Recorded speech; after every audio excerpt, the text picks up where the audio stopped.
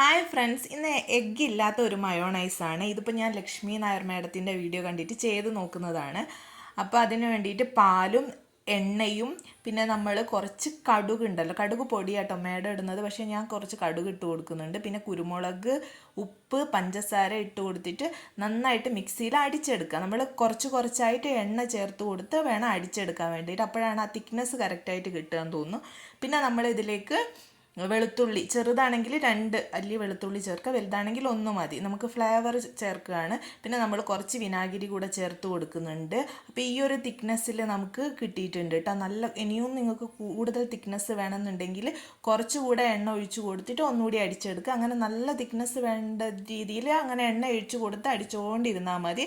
അപ്പോൾ കറക്റ്റായിട്ട് നമുക്ക് എഗ്ഗ് ഇല്ലാതെ ഒരു അടിപൊളി മയോണൈസ് ആട്ടോ അത് കിട്ടിയിട്ടുള്ളത്.